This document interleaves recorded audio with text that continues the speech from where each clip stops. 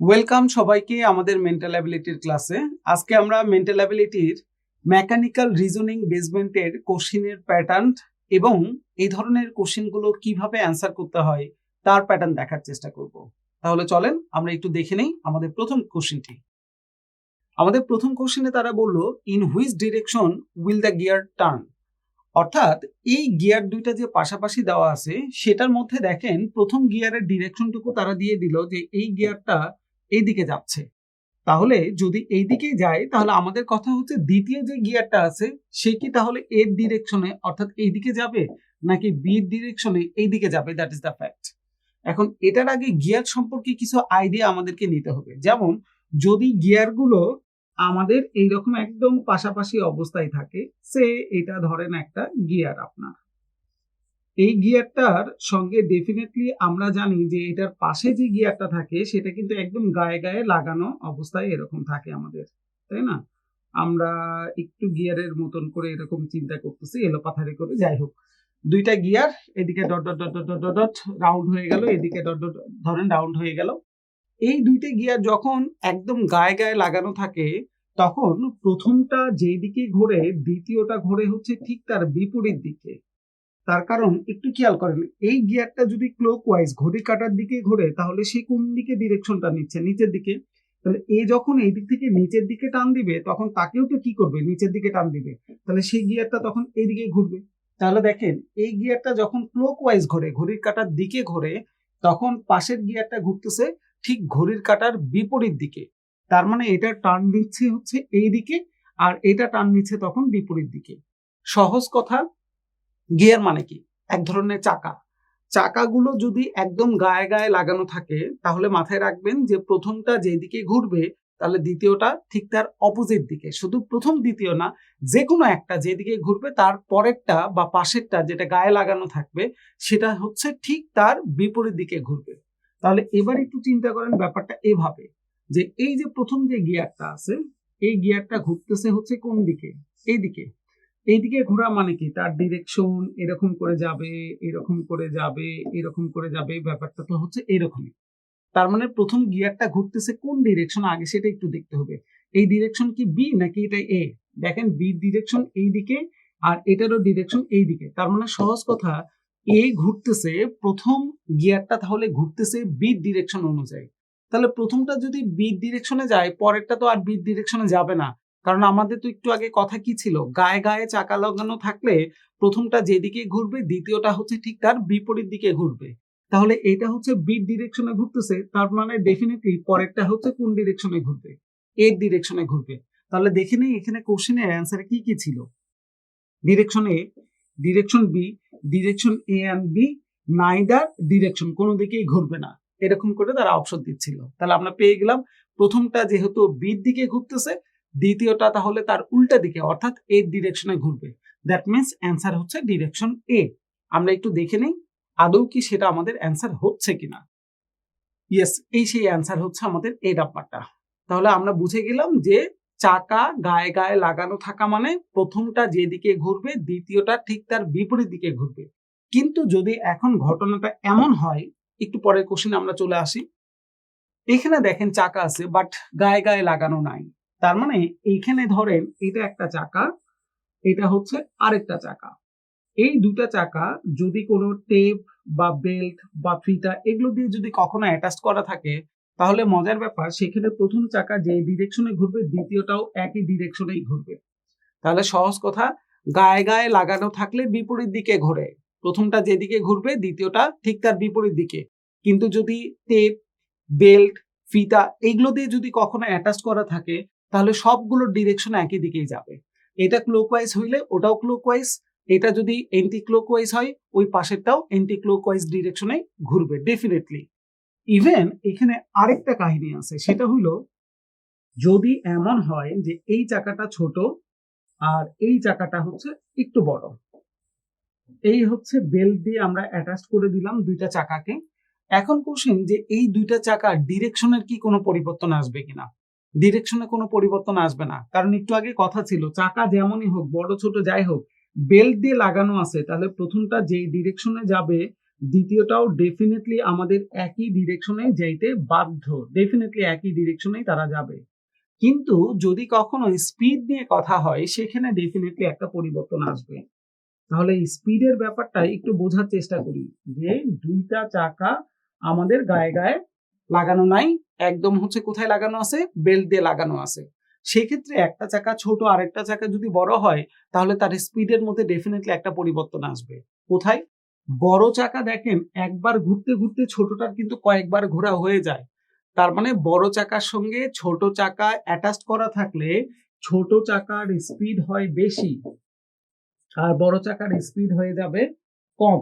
কারণ এটার তো হচ্ছে আমাদের কি পরিধি বড়, এত বড় পরিধি ঘুরতে ঘুরতে যতটুকু না সময় লাগে তার পার্সপেক্টে ছোট চাকা মানে তার পরিধি হচ্ছে ছোট, সে কিন্তু অনেকবার ঘুরে ফেলে। তাহলে সহজ কথা যে বড় চাকার স্পিড আপনার কি আসবে, কম আসবে, কারণ বড় পরিধি ঘুরতে সময় বেশি লাগে। আর ছোট চাকার স্পিড আমাদের বেশি আসবে, তার কারণ কম পরিধির বা ছোট পরিধি বিশিষ্ট কোনো কিছু ঘুরতে আমাদের সময়টা কি লাগে, আমাদের সময়টা কম লাগে। তাহলে আমরা এইভাবে একটু মাথায় রাখতে পারি যে যদি চাকাগুলো বড় ছোট হয়ে যায় তাহলে ছোট চাকার স্পিড বেশি হয়, বড় চাকার স্পিড আমাদের ডেফিনেটলি কম আসবে। ইভেন সেটা যদি গায়ে গায়েও লাগানো থাকে একই কথায়।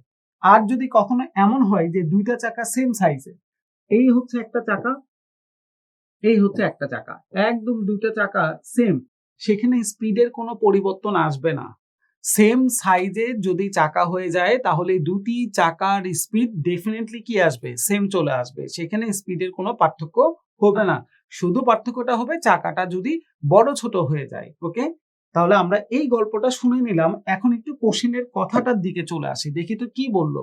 তারা বললো যে if drive wheel x rotate clockwise at the speed of 10 rpm, rpm হচ্ছে রোটেশন পার মিনিট, তার মানে প্রতি মিনিটে সে ঘুরতেছে কতবার, 10, তার মানে 10 বার করে। তাহলে rpm এর কাহিনীটা আমরা বুঝে ফেললাম। তাহলে আরেকবার একটু মাথায় রাখেন, আর মানে হচ্ছে রোটেশন, পি মানে হচ্ছে পার, আর এম মানে হচ্ছে মিনিট, তার মানে রোটেশন পার মিনিট, এটা হচ্ছে কাহিনীটা। তাহলে এক্স কোনটা, এটা এক্স, সেটা কোন দিকে ঘুরতেছে, ক্লকওয়াইজ, এটা ঘুরতেছে সি ডাব্লিউ, আমরা সংক্ষেপে লিখলাম সি ডাব্লিউ মানে ক্লকওয়াইজ। তাহলে আমরা একটু আগে কি বলছিলাম, যদি চাকাগুলো বেল্ট দিয়ে, ফিতা দিয়ে, টেপ দিয়ে এরকম লাগানো থাকে তাহলে সবগুলোর ডিরেকশন কি হবে, সেম দিকেই যাবে। তাহলে এটা ক্লকওয়াইজ হইলে ডেফিনেটলি এই চাকাটাও কোন দিকে যাবে, আমাদের ক্লকওয়াইজে যাবে। তাহলে ওয়াইটাও কোন দিকে যাবে, ডেফিনেটলি এটাও আমাদের ক্লকওয়াইজে যাবে, যেহেতু তারা বেল্ট দিয়ে লাগানো আছে।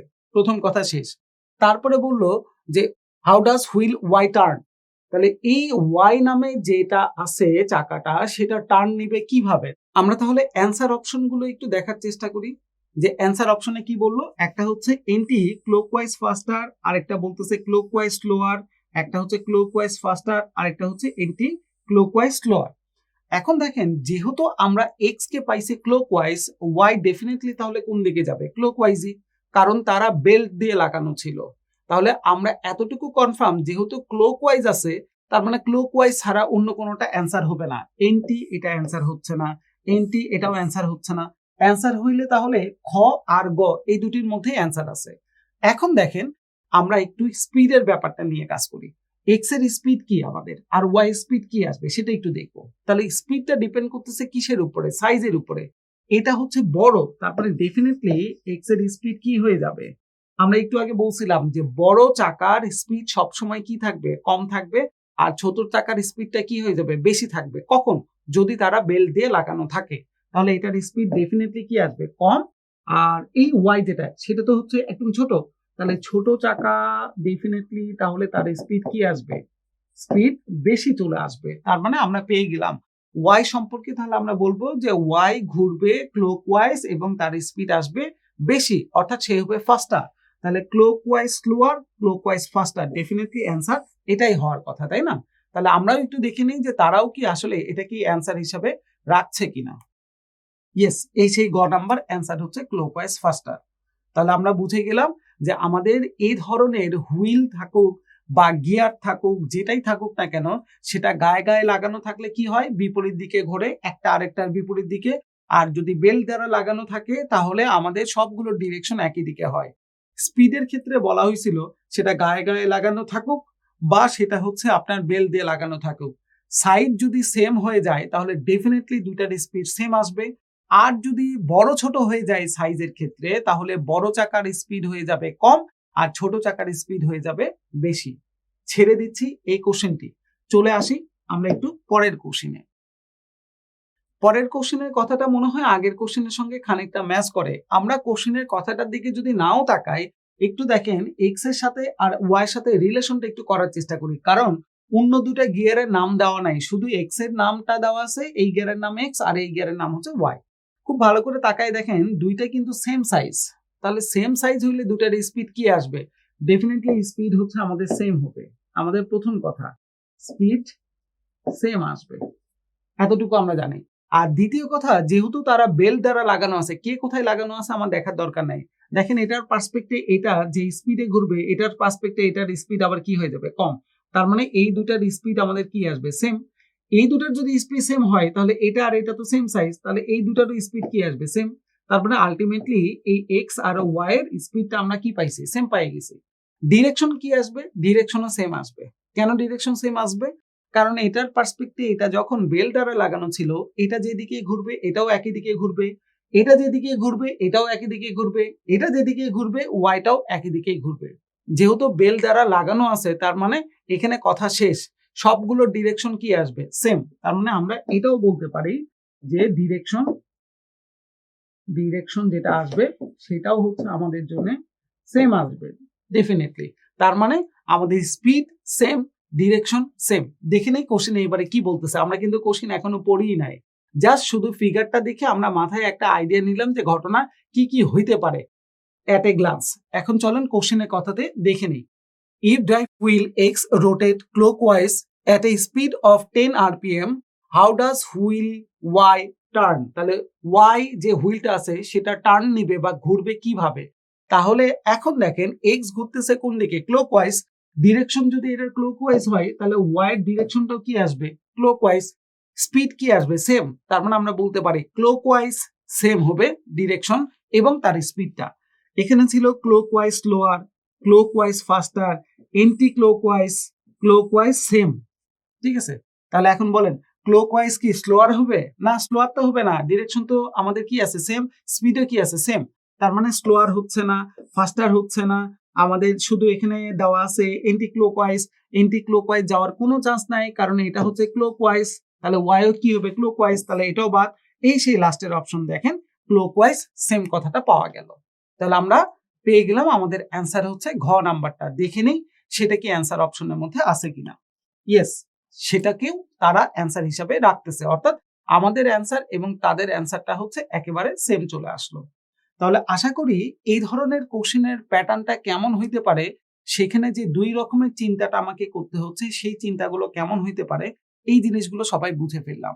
ইভেন এখন আমরা ডেফিনেটলি এটাও আশা করতে পারি যে এই ধরনের যে কোনো কোশ্চেন যদি আমরা এখন হাতে পাই তাহলে খুব সহজে আমরা সেই কোশ্চেনগুলোর অ্যান্সারগুলো বের করে নিতে পারবো। তাহলে আজকের মতো আমরা ক্লাসটা এখানেই শেষ করছি। আল্লাহ হাফেজ, সবাই ভালো থাকবেন, সুস্থ থাকবেন।